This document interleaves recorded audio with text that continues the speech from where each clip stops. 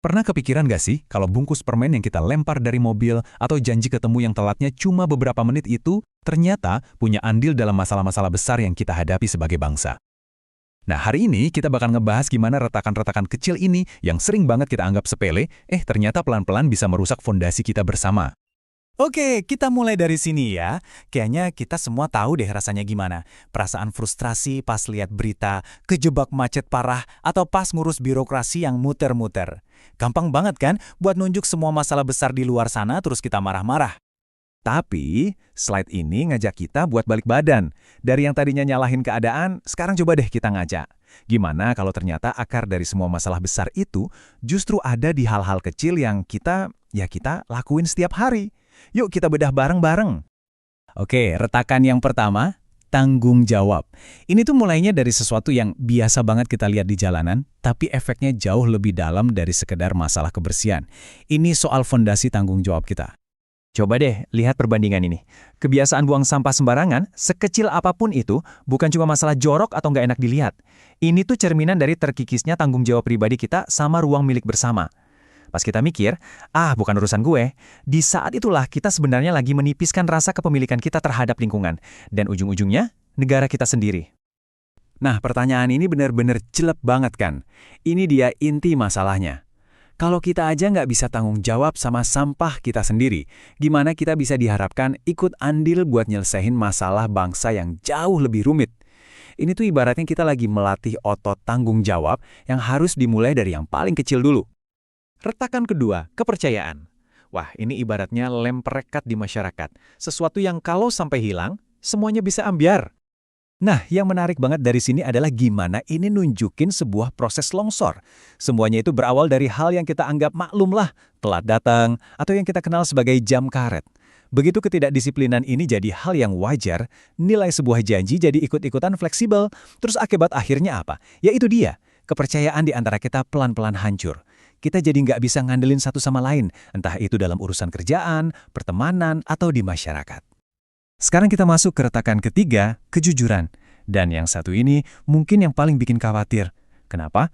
Karena ini udah menyangkut nilai inti kita. Dan gimana cara kita memandangnya udah geser jauh.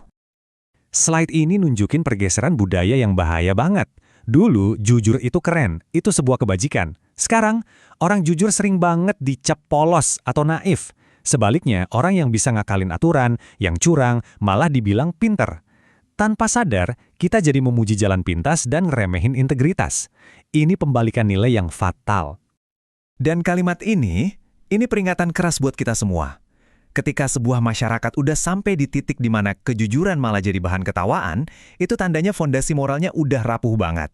Kerusakan yang lebih besar dan sistemik, itu tinggal nunggu waktu aja. Retakan keempat. Pilihan untuk diam. Nah, yang satu ini unik, karena ini muncul bukan dari apa yang kita lakukan, tapi justru dari apa yang tidak kita lakukan. Ini soal keputusan kita untuk diam. Jujur aja deh, kita semua pasti pernah kan di posisi ini, ngeliat orang nyerobot antrian, atau ketidakadilan-ketidakadilan kecil lainnya di sekitar kita. Di dalam hati, kita tahu itu salah, tapi kita seringnya milih diam. Kenapa? Ya, karena kita milih aman. Kita malas ribut, gak mau cari masalah. Tapi ini yang perlu kita sadari. Diam itu bukan berarti netral loh. Diam itu sebuah pilihan yang aktif. Dan sama kayak semua pilihan lain, itu ada dampaknya. Dengan kita memilih diam, kita secara nggak langsung ngasih lampu hijau buat hal-hal yang nggak bener itu untuk terus terjadi dan lama-lama jadi hal yang biasa. Dampak akumulasi. Jadi, apa yang terjadi kalau semua retakan kecil ini, tanggung jawab, kepercayaan, kejujuran, dan pilihan kita buat diam, ngumpul jadi satu? Nah, disinilah kita bisa lihat gambaran besarnya. Kerusakan yang kita lihat di negara ini, masalah-masalah kronis yang sering kita keluhkan, ternyata nggak cuma disebabkan oleh skandal korupsi raksasa atau kebijakan-kebijakan besar yang gagal. Tapi justru, dan ini poin utamanya, kerusakan itu terjadi karena akumulasi dari jutaan retakan kecil ini, dari kebiasaan-kebiasaan yang kita lakukan atau kita biarkan setiap hari, yang secara kolektif, bareng-bareng, menggerogoti kekuatan kita sebagai sebuah bangsa. Jadi obrolan kita ini berakhir bukan dengan sebuah jawaban, tapi dengan pertanyaan buat kita semua. Ini bukan soal nyari siapa yang salah, tapi soal gimana kita ngambil kembali kendali, dimulai dari hal yang paling kecil, dari diri kita sendiri. Jadi pertanyaannya balik lagi ke kita masing-masing. Retak kecil mana yang bakal kamu dan saya perbaiki mulai hari ini?